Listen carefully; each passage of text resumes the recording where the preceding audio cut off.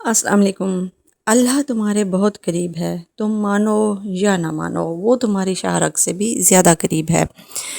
آپ سوچتے ہیں کہ ہمیں یہ ٹینشن ہے، وہ پریشانی ہے، یہ ہو گیا وہ ہو گیا، لیکن آپ نہیں سوچتے، آپ نہیں سمجھتے کہ یہ تو اللہ تعالیٰ کی طرف سے آپ کی آزمائش ہے۔ لازمی نہیں کہ انسان کو ہر وقت سہولیات ہوں، ہر وقت ان کی خواہشیں پوری ہو جائیں، جو وہ منہ سے نکالیں وہ پورا ہو جائے، یہ ہو ہی نہیں سکتا۔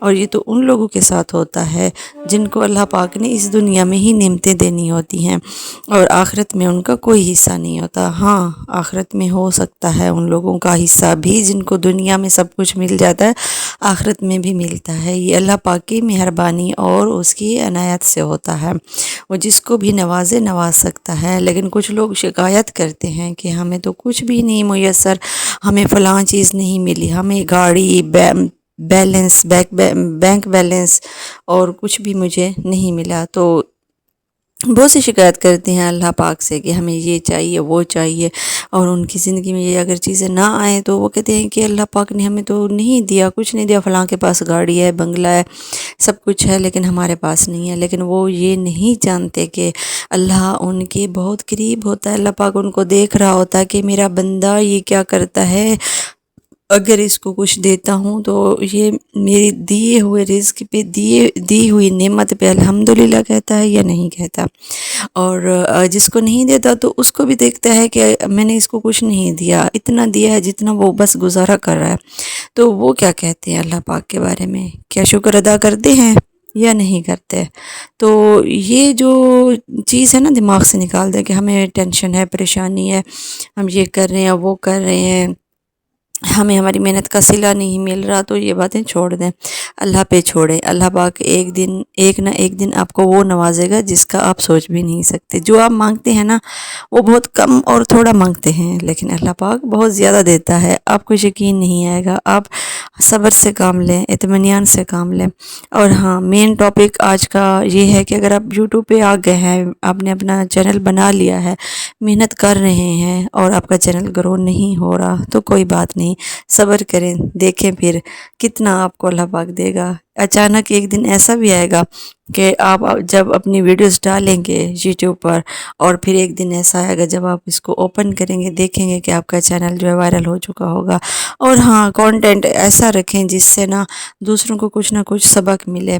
اور یہ ہے کہ کچھ لوگ ایسے کانٹینٹ لاتے ہیں جو لوگوں کو بہت زیادہ بور لگتے ہیں، وہ دیکھنا ہی نہیں چاہتے، تو ایسے چینل گرو نہیں ہوتے۔ آپ ایسا چینل بنائیں جس میں کسی نہ کسی کو کوئی نہ کوئی سبق ضرور ملے۔ اور یہ جو چینل ہے میرا، اس میں اپنے ولاگز بناتی ہوں، اور تھوڑا بہت موٹیویشنل جو کوئی نہ کوئی چیز آ جاتی ہے میرے سامنے کسی بھی ٹاپک پہ، تو وہ میں شیئر کر دیتی ہوں۔ اور جناب، یہاں پہ ہم گئے تھے سیر ہم گئے تھے کس علاقے میں؟ آپ نے پوری ویڈیو تو دیکھ لی ہے نا کہ یہ کون سا علاقہ، کون سا شہر ہے؟ یہ ہے جناب ڈیرہ غازی خان کا مشہور علاقہ، بہت ٹھنڈا، اور اس کا نام ہے فورٹ منرو۔ ہم تو فورٹ منرو کہتے ہیں، کچھ لوگ فورٹ منرو بھی کہتے ہیں۔ یہ کافی ٹھنڈا تھا، بادل جو ہیں وہ اتنے نیچے آ چکے تھے کہ ہوا میں اڑ رہے تھے، اور نمی جو ہے ہمارے اوپر آ رہی تھی، اتنے ہمارے کپڑے جو ہیں بھیگ گئے تھے، ہلکے ہلکے ٹھنڈی یا ہوا تھی، اور بچوں کو سردی لگ رہی تھی۔ یہاں پہ قدرت کے وہ نظارے تھے نا، اگر آپ یقین کریں، آپ دیکھ لیتے تو آپ کو اپنا رب یاد آ جاتا کہ کوئی تو ہے، کوئی رب تو ہے جو یہ چیزیں بنا رہا ہے، اور وہ رب ہمارا رب ہے جس نے یہ کائنات بنائی، اونچے اونچے پہاڑ بنائے، سبزے بنائے، بادل بنائے، اور اتنی ٹھنڈی ٹھنڈی ہوا اور خوبصورت جو نظارے بنائے ہیں، اس کے کیا ہی کہنے ہیں۔ آپ دیکھ سکتے ہیں ویڈیو میں بادل کس قدر نیچے آئے ہوئے ہیں، اور ان بادلوں کے اندر ہی ہم ٹھہرے تھے، اور کچھ دیر بعد یہ بادل ہمارے اوپر آ چکے تھے۔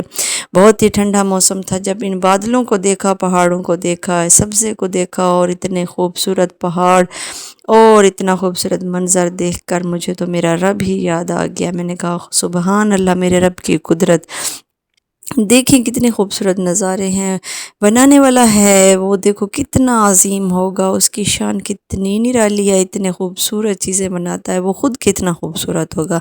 سبحان اللہ، میرے رب کی ذات، میرے رب کی شان۔ یہاں پہ کافی سارے لوگ آئے ہوئے تھے، یہاں پہ عورتیں تھیں، بچے تھے، فیملیز آئی ہوئی تھی، یہاں پہ جو ہے بچوں کو سیر کرانے کے لیے یہ گھوڑوں کی سواری تھی، اور میرا بیٹا بھی بیٹھا تھا گھوڑے کے اوپر، وہ کلپ میں نے مس کر دیا، لیکن وہ بھی کافی انجوائے کر رہا تھا، بہت ہم نے انجوائے کیا، موسم بہت اچھا تھا، بہرحال ساری چیزیں چھوڑے، ایک موسم ہم نے بہت انجوائے کیا، بہت، ایک رات ہم نے وہاں گزاری، پھر صبح کو ہم آ گئے۔ بہت ہی اچھا پرسکون ماحول ہے یہاں کا، اگر آپ اس کے ارد گرد کہیں بھی رہتے ہیں فورٹ منروز ضرور چکر لگائیں۔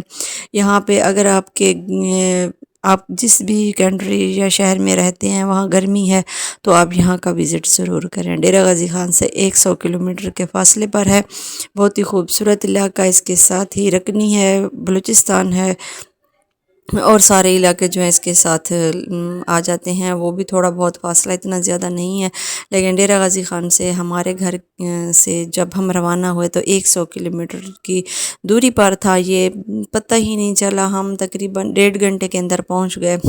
آتے تو کافی ٹائم لگتا ہے، پہاڑوں کے اوپر چڑھنا پڑتا ہے، جب ہم گئے تو 1 گھنٹہ لگا، جاتے ہوئے 1 گھنٹہ، آتے ہوئے 1.5 گھنٹہ، بس اتنا ہی فرق ہے۔ کافی زیادہ خوبصورت نظارے تھے، انجوائے کیا۔ جب آپ یہاں آئیں گے تو آپ کو پتہ چلے گا کہ میرے رب کی قدرت، میرے رب کی شان، اور میرے رب کی یہ بنائی ہوئی کائنات کتنی وسیع اور خوبصورت ہے۔